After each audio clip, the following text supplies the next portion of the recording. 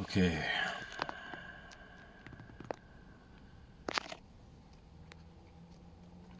So, I have a million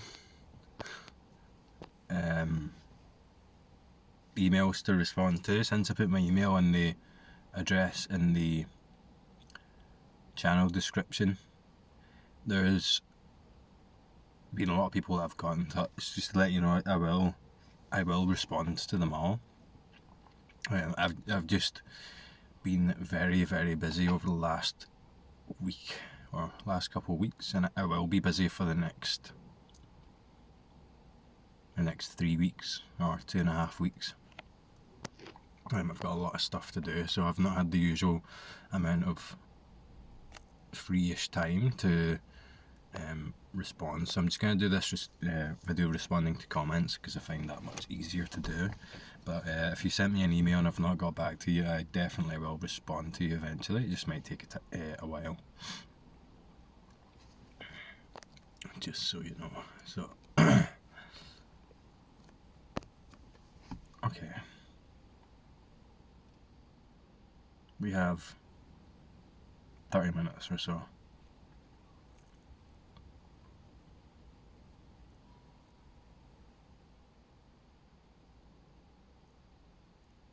So, Steveness100 says, the realisation that everything is right here, always has been and always will be, is just so profound.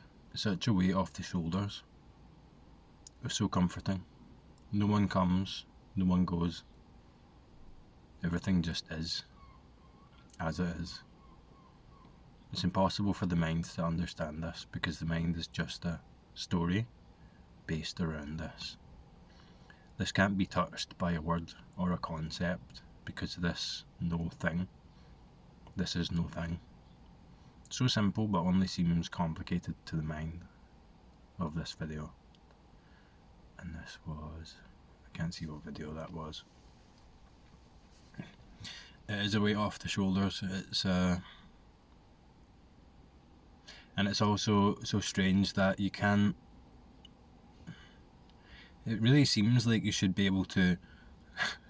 It really, really does.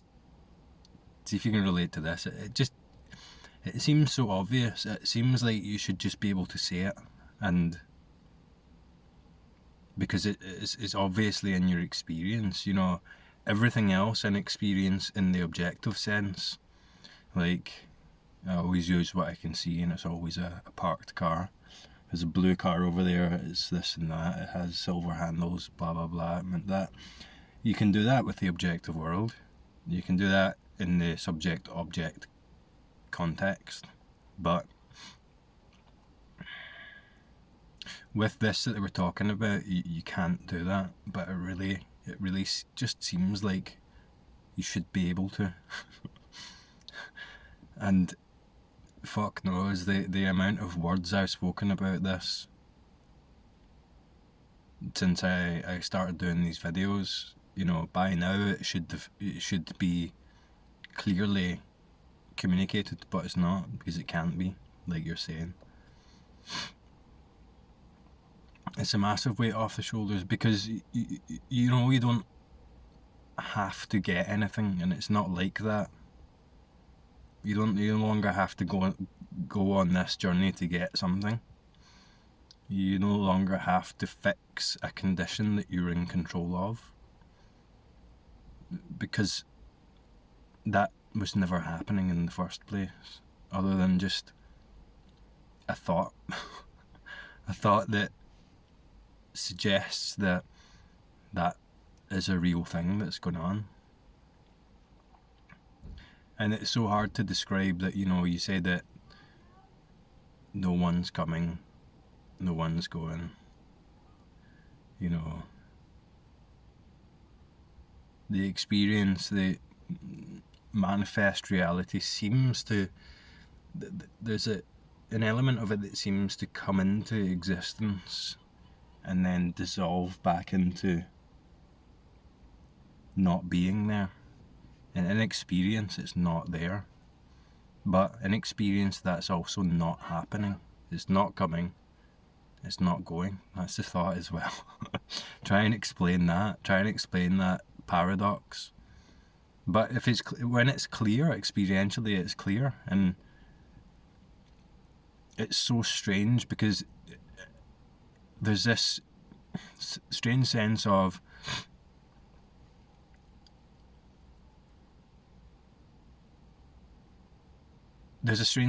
getting what everyone was talking about, and it's just not what the mind thought it was. You're like, that's what all these people are talking. That's what all these spiritual teachers, non-dual speakers are talking about. And you're like, can it be that? Is that it? And that's just the mind saying that it is. And it just gets more and more clear, and it seems so absurd because it's nothing like the mind thought it was going to be like, as something it was going to get for itself. It didn't need to be got. It's just this anyway, and you can then kind of see how those words are attempting to point to this and failing and being misinterpreted, and how it's confusing. You can see all that because it's clear. It's clear to hear, and you can then see that the conceptual version of reality just doesn't touch this whatsoever. And you said so simple only seems complicated to the mind. Yeah, isn't that wild? Isn't it wild? when you get it, and then getting it, you realise that you never had to get it. It's almost like the story about me having to get it has just been seen to be not me, not something that's necessary, not something that was even happening in the first place.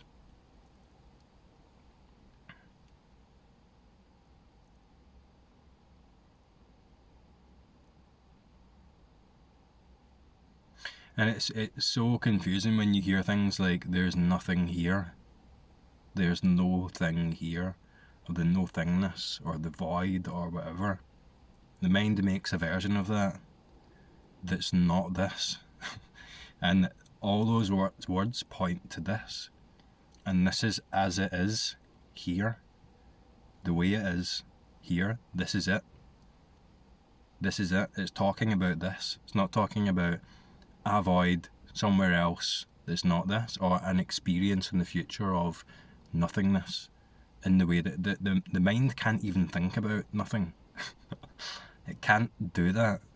It thinks about something that represents nothing. So these words are so confusing, but when you get it, when you see what that's referring to, or at least trying to refer to, you're like, okay, it's much more simple than that. It's much more subtle than that. It's much less tangible in the objective sense than that, and it's just fucking weird. It's just profound, simple,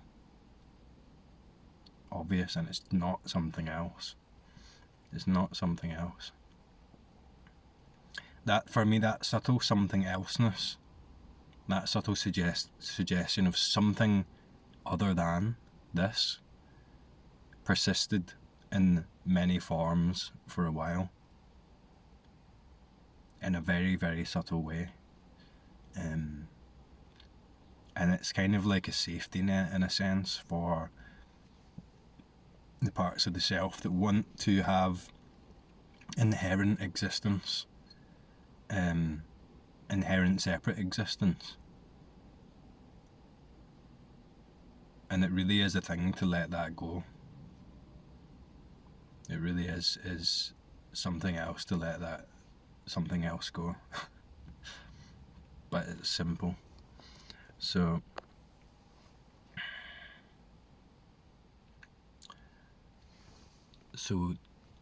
Jala Ja Bonheim says, love the laughter. I think this is a video called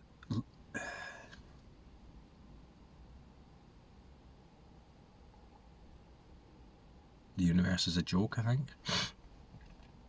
where in that video I realised I was talking about this, and I realised how stupid it was that I was even talking about something like this, that it didn't make any sense. And it was really funny because it is ridiculous that I'm talking about this, and people point that out all the time, like, why are you talking about this? I'm like, I don't know, is there another way to point to it? And maybe there is, I don't know, a more effective way. You know, Zen's all about not talking about it. I guess the only medium we have at communicating this, in a way, at one level, is language, so we're kind of bound to use that, but equally it's absurd at the same time. Strangely enough. So Mary Rose Mitchell is quoting a song by Howard Jones. Howard Jones. That can't be the same Howard Jones I'm thinking of. You can see the summit, but you can't reach it. It's the last piece of the puzzle, but you just can't make it fit. The doctor says you're cured, but you still feel the pain. Aspirations in the clouds, but your hopes go down the drain. And you want her, and she wants you.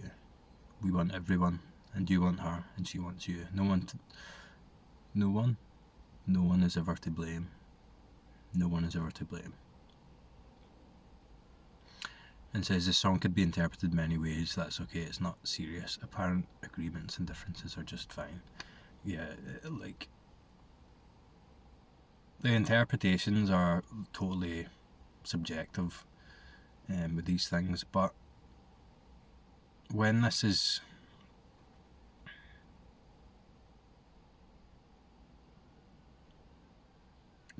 recognition clarifies, you can't help but see everything as it, and everything as an expression of it, be that consciously or autonomously or subconsciously or whatever. It's also clear that doesn't matter anymore. Like I said, there's wisdom everywhere if you look from the right place, so to speak. If you know what to look for, so to speak. And it's clear that it just doesn't matter if that's intentional wisdom. If that was intended as a communication, an expression of wisdom from the apparent source to the apparent receiver, or if it wasn't and the receiver received it as wisdom anyway, none of that I just described makes sense anymore, and it's just all wisdom, and you can't help but see it everywhere, expressed everywhere in various different ways, apparently. I think that's what you're describing, and I get that.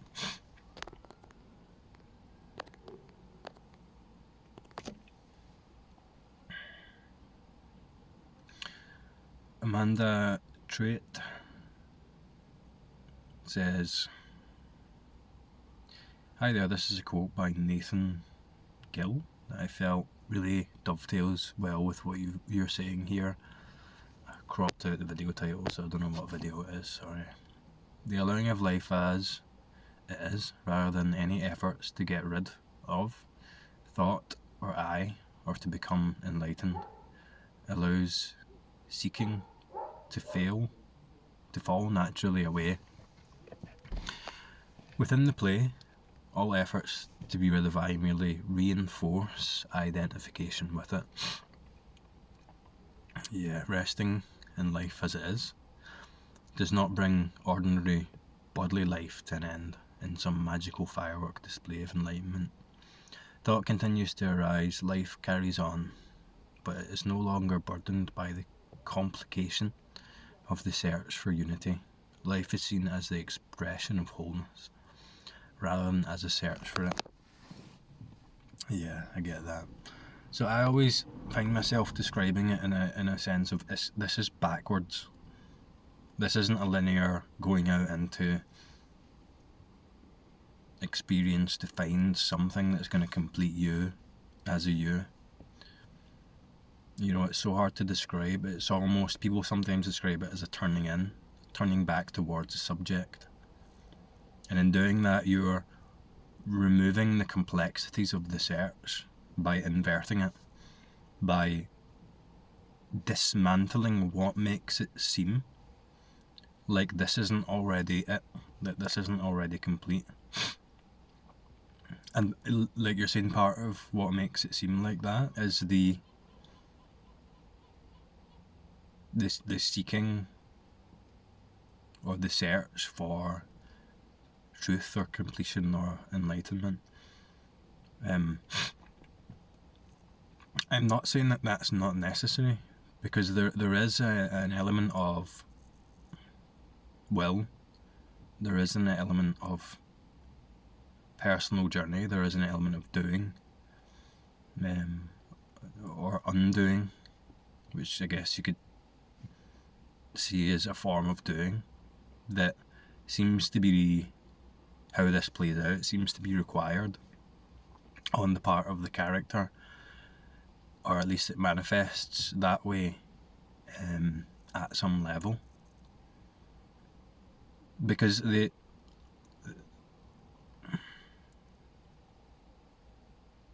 difficulty there is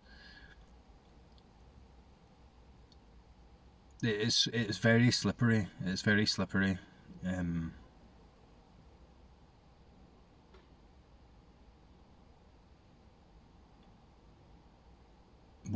Once we're one step away from what I'm talking about, one step out into separation, into the character, we're looking from that character. So from that position we can adopt beliefs about, I need to do this and that, or you can easily adopt beliefs about there's nothing to do, there's no one here to seek, so then I don't have to do anything. But it's not like either of them. It's not like either of them, because their thoughts, their concepts, their beliefs, very difficult to talk about it. It's about seeing that step being taken from what's undefinable into something that can be defined. And that step from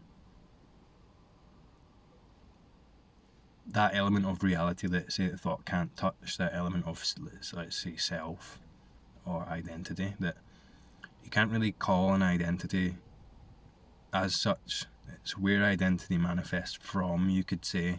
Bad way of putting it, probably. It's about seeing that step being taken and then seeing how that functions in real time. And when you see that happening, then it's clear that that's not you. And when it's clear that that's not you, what you are becomes obvious. But it's not obvious to the character. That sounds complicated and, you know, limits of language and so on, but that's kind of the best way I can describe it. So a bunch of ideas about I have to do this or I have to not do this, it's just the same thing. Like, there is no self, there is self, that doesn't matter. It doesn't matter with what I'm talking about. What I'm talking about is before that. These descriptions are just laid on top of in language as a vague attempt to describe this recognition, but what they refer to in a conceptual sense isn't what I'm talking about. What they're made of as the substance of experience, that thought, that feeling, that belief, that's what I'm pointing to. And that's there in experience all the time. Any thought, any belief, there is the immediate experience, the real substance of that experience, the aliveness, the awakeness of that experience. What it suggests in a conceptual sense about this and that, about me and how I relate to the world, is the illusion but the illusion is made of something real. And that something real, is you can say, is the experience. But the experience, if we're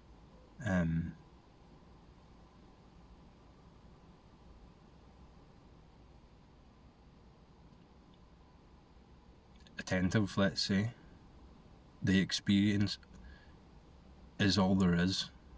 There isn't a one separate from the experience that can define or control it or understand it from any position. It's so hard to talk about.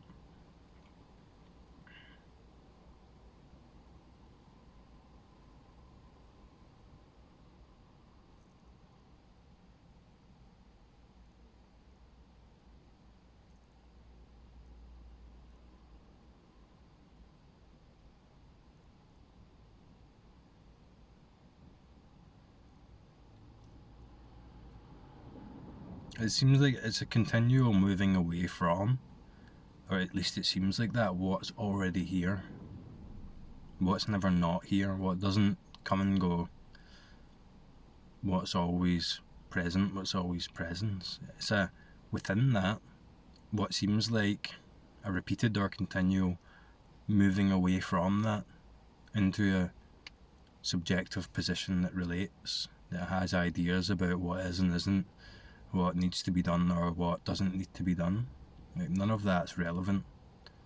It'll play out the way it does, and there are, that can happen in different ways, but it becomes more and more clear that that's being created. That illusion, that self, is continually being created, reinforced, suggested to be real, suggested to be me, actively right now, in the form of one thought or one belief that appears here.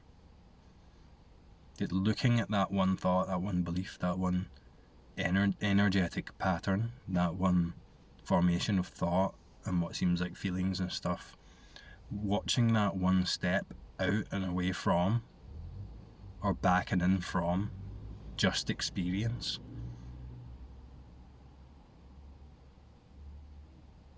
It can be seen from no position, from no obvious position, although the recognition is obvious that that's not me. That was never me.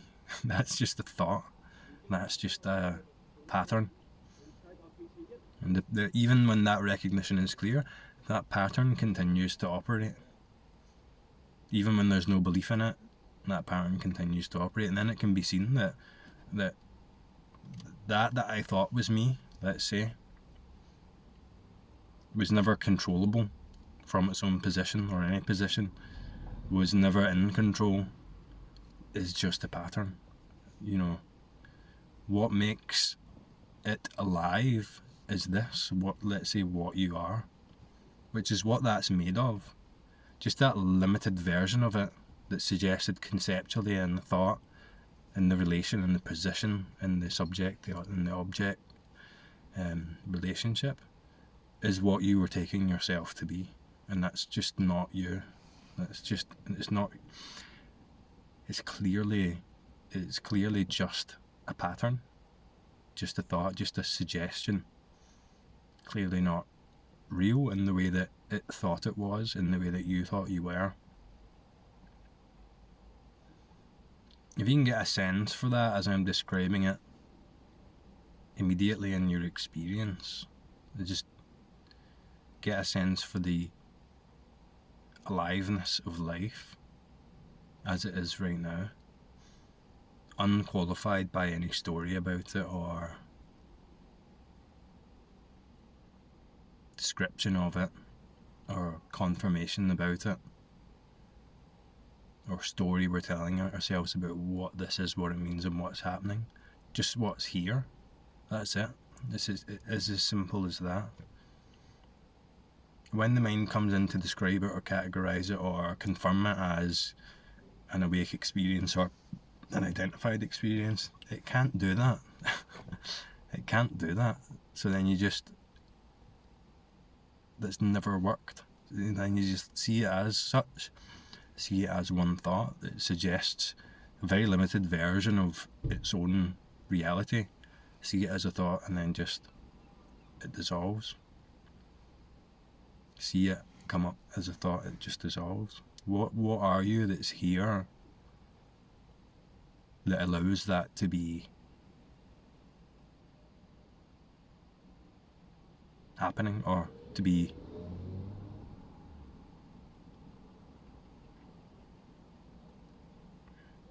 aware, to be experienced? What are you that's awake that this experience happens within? That doesn't need to be defined, because it's just always here anyway. It's always this anyway. It doesn't need to be generated or confirmed or described or classified. And then the movement to do that starts to appear. That one step out from simplicity starts to appear as a thought. Notice it, it dissolves. What are you before that? During that? After that? What are you that's here? That's here anyway, that can't not be here, but equally can't be located, because it doesn't need to be. It can't be found because it doesn't need to be.